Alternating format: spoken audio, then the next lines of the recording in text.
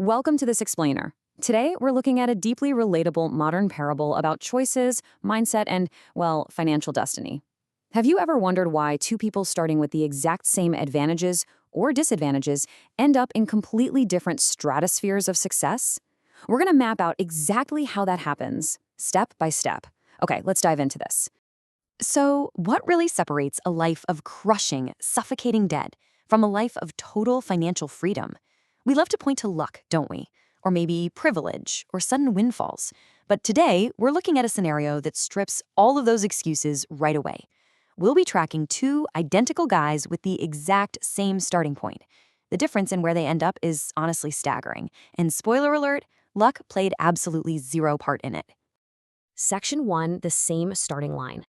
Let me introduce you to Jack and Ryan. At 21 years old, both of these young men found themselves working as loaders at a local shipping company. We're talking grueling, back-breaking physical labor, lifting heavy cargo, sweating under the blazing summer sun, and freezing in unheated warehouses in the winter. And I really want you to focus on this comparison for a second. They were the exact same age, they worked the exact same exhausting job, and they took home the exact same $400 a month. There was no inheritance, no secret trust fund, no lucky break. They were on completely equal footing dealing with the exact same harsh economic realities. And this brilliantly illustrates just how tough that reality actually was. If we break down that $400 salary, $150 instantly vanished just for rent. Basic utilities like electricity, water, and gas, that ate up another $137. So that leaves a remarkably tiny slice, just $113. That is the entirety of their leftover money to survive on. $113 to stretch across 30 long days to cover food, transportation, clothes, and, any emergencies. They were living on the absolute razor's edge of survival. Section 2, Jack's desperate decision. Now, this is where the paths diverge, and the tone of our story shifts a bit. We're going to follow Jack first. Living on the edge like that is incredibly stressful, and Jack was lonely. But instead of looking at his financial reality and figuring out how to maybe increase his skills or his income, he kind of leaned into impatience. He desperately believed that marriage would be the magic cure for his loneliness and bring him instant happiness. Let's walk through the flawed logic of his financial choices here. To fund the stream of marriage, Jack started squeezing every single penny he could find. He skipped lunches, he walked miles to work just to save on bus fare. For nearly a year, he subjected himself to extreme physical deprivation just to save a tiny, tiny amount of money. And because it still wasn't enough, he took a fatal step. He took out toxic, high-interest loans just to cover a cheap, basic wedding. He literally plunged himself into aggressive debt right out of the starting gate. Well, the reality of that choice hit Jack and his new bride like a ton of bricks on day one. The romance basically evaporated the minute they stepped into his tiny, cold apartment. I mean, there was no money for proper dinners, a taxi ride, out of the question. Soon enough, those high-interest loans came due and debt collectors began ringing constantly. When they couldn't pay basic bills, the power was cut, then the water. They were left sitting in a dark, freezing apartment with no running water, often going to bed on completely empty stomachs, just listening to each other's worries in the dark. It was a suffocating environment, and it was entirely of his own making. And then, a year later, the situation compounded. His wife became pregnant. Now, under normal circumstances, a baby is a massive blessing, right? But look at the realities here. Specialized care, expensive formula, endless packs of diapers, doctor visits. A $400 salary simply, mathematically and physically cannot support 3 human beings. What should have been a joy quickly became an absolute financial nightmare. Which brings us to Jack's breaking point. He tried to work longer hours, but his physical energy was already drained from his brutal warehouse job. You mix complete physical exhaustion with the constant crying of a hungry baby and the endless stress of unpaid bills, well, their home basically turned into a war zone. Arguments became a daily routine. The crushing weight of poverty just destroyed whatever love they had left, ending in a bitter, painful divorce. Jack was left exactly where he started, but honestly, incredibly worse off. He was broke, profoundly lonely, and drowning in even deeper debt. Section 3, Ryan's second shift. Okay, take a breath, because we're pivoting away from that heavy reality to look at the other side of the story.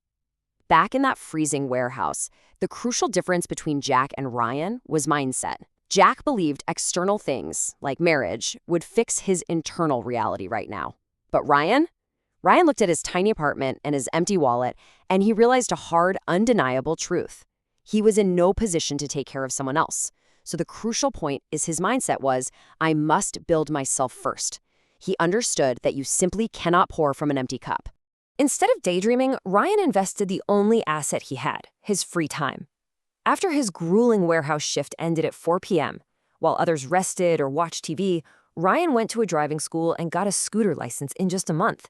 He then lived on the bare minimum to save up and buy a heavily used scooter. And then, the second shift began.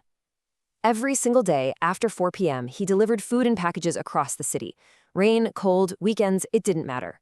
The physical toll was massive, sure, but his patience and discipline were absolutely unbreakable. And by the time he turned 22, that unbreakable discipline resulted in this number, $1,000. Between his day job and his night delivery gig, he more than doubled his monthly income.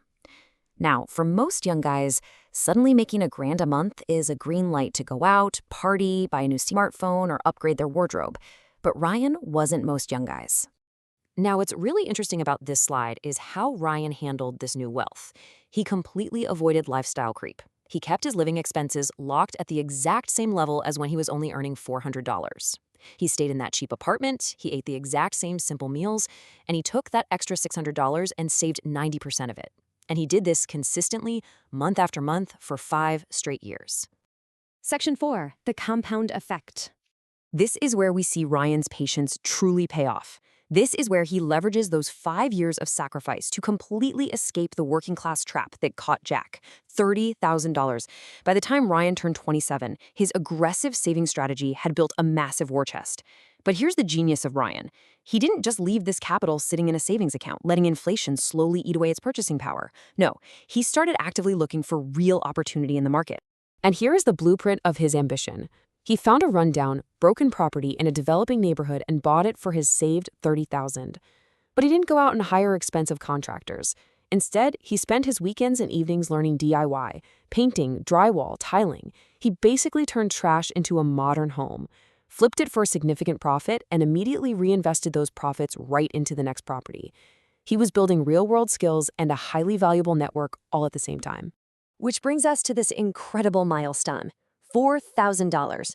By age 29, Ryan's average monthly income had skyrocketed. He was no longer a cargo loader sweating in a warehouse.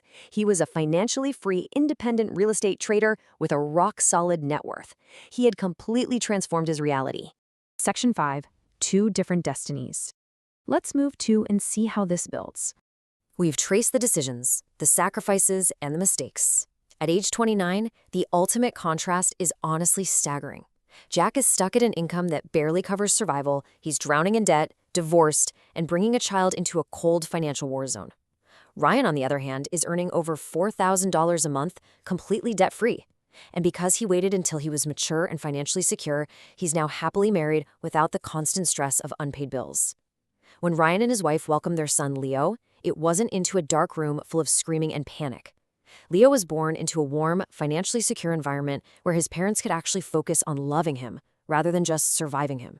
Which brings us to the core lesson of this entire explainer. If you cannot take care of yourself, you cannot take care of a family. Marriage and family are beautiful institutions, but they carry massive lifelong responsibilities. Impatience ruins potential. Jack wanted the reward without doing the work. Ryan invested in his skills, his value, and his financial foundation first. He built himself up today so he could protect his family tomorrow. And I'll leave you with this single thought to reflect on as we wrap up today's explainer. Look at your own choices, your own time after 4 p.m., your own financial habits. Ask yourself honestly, are you building yourself today or are you borrowing from your tomorrow? Think about it. See you next time.